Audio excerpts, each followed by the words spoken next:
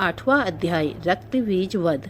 ओम ऋषि बोले, चंडमुंड के मारे जाने पर तथा बहुत सी सेना के मारे जाने से शुंभ ने क्रोध में भरकर सारी असुर सेना को तैयार होने का आदेश दिया। उसने कहा, आज उदयुद्ध नाम के 86 दैत्य सेनापति अपनी सेनाओं के साथ युद्ध के लिए प्रस्थान करे। कंबू नाम के दैत्यों ने 64 सेना नायक अपनी वाहनी से घिरे हुए प्रस्थान किए। कोटि वीर नामक 50 सेनापति, धौम्रकुल नामक 100 सेनापति भी युद्ध के लिए प्रस्थान करे। काल का धैर्य, मयूर वंशी तथा कालवंशी असुर युद्ध के मैदान में पहुंचे, यह मेरी आज्ञा है। इस प्रकार राजा शुंभ भी स्वयं बहुत बड़ी सेना लेकर युद्ध के लिए चला। चंडिका देवी ने देखा कि शुंभ भयानक सेना लेकर आ रहा है, तो उन्होंने अपने धनुष की टक्कर करके पृथ्वी और आकाश के मध्य भाग को गुजा दिया। उसने सिंह से भी महान गर्जना की। चंडिका ने अपना घंटा बजाकर नाद कर दिया, जिससे कालिका का मुंह और बढ़ गया। धनुष की टक्कर, सिंह की गर्जना और घंटे की आवाज से इतना शोर गुजा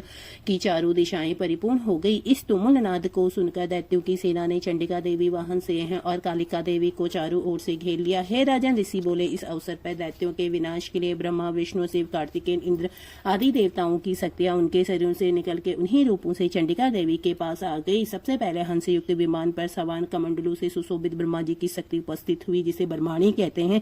महेश्वर की महाश्वरी शक्ति वृषभ पर सवार होकर त्रिशूल धारण किए हुए आई। मोर पर आरूढ़ होकर हाथ में शक्ति लिए कार्तिकेय की शक्ति उन्हीं का रूप धारण करके आई। भगवान विष्णु की शक्ति गरुड़ पर सवार होकर शंख, चक्र, गदा, शांड, धनुष तथा हाथ में खड्ग लिए हुए आई। श्री हरि की शक्ति 12 का शरीर धारण करके आई। नृष की शक्ति नृसिंह की समान शरीर धारण कर वहां पहुंचे। इंद्र की शक्ति इंद्र का रूप धारण कर ब्रज हाथ में लिए ऐरावत हाथी पर बैठकर युद्ध में आ गई। तब देवी शक्तियों सहित चंडिका देवी से महादेव ने कहा, मेरी प्रसन्नता के लिए इन असुरों का संहार करो। इतना कहते ही देवी के शरीर से भयंकर रूप धारण किए हुए चंडिका की शक्ति प्रकट हुई, जिसकी चिकार सैकड़ों चिकारों के समान थी। उस अपराजित देवी ने धूम रंग की जटा वाले शंकर जी से कहा, हे भगवान, आप मेरे दूत के रूप में शुंभ के पास जाकर उससे तथा निशुंभ और दूसरे राक्षसों से जो यहाँ युद्ध करने हेतु आए हुए हैं, उनसे कहना, यदि तुम जीवित रहना चाहते हो तो त्रिलोकी राज्य इंद्र को सौंप दो। देवताओं को उनका यज्ञ का भाग मिलना चाहिए और तुम सब पाताल लौट जाओ। यदि बल के घमंड में तुम्हें लड़ने की इच्छा हो तो फिर तुम्हारे मांस से मेरी योनियां तृप्त होंगी। भगवान शिव को देवी ने दूत के रूप में भेजा गया था, इसलिए वे संसार में शिवदूती के नाम से प्रसिद्ध हुई। भगवान शिव ने देवी के दूत के रूप में जब महाअसुरों के पास जाकर देवी के वचन सुनाए तो वह सब क्रोध से भर गए और कात्यायनी देवी से युद्ध करने के लिए आगे बढ़े। राक्षसों ने बाण, शक्ति, सृष्टि आदि आयुधों से युद्ध देवी पर आक्रमण कर दिया। इस प्रकार देवी ने अपने धनुष से पैणे बाण छोड़कर राक्षसों द्वारा छोड़े गए अस्त्रों, शस्त्रों और बच्चों के खेल के समान काट डाला। इसके बाद कालिका देवी ने उनके सम्मुख होकर शत्रु के शूल के प्रहारों को चिरती फाड़ती खड़वाड़ से कुचलती विचरने लगी। ब्रह्माणी देवी भी जिधर निकल जाती वहां पर वह अपने कमंडल से राक्षसों पर जल छिड़ककर उनके बल और पराक्रम को नष्ट कर रही थी। इसी प्रकार महाश्वरी भी अत्यंत क्रोध में भरकर त्रिशूल से तथा वैष्णो देवी अपने चक्र से तथा कुमारी देवी अपनी शक्ति से राक्षसों का विनाश कर रही थी। ऐन्द्री देवी ने अपने ब्रज द्वारा सैकड़ों असुरों को काट डाला, जिससे वे पृथ्वी पर गिर पड़े। उनके शरीर से रक्त की धारा बहने लगी।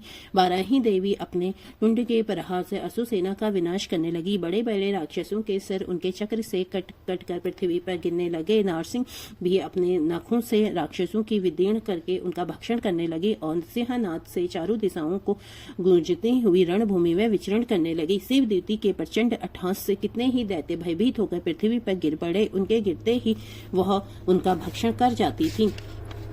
इसी प्रकार क्रोधित मात्र गणों द्वारा अनेक उपायों के बड़े बड़े राक्षसों को मरते हुए देखकर राक्षसी सेना भाग खड़ी हुई।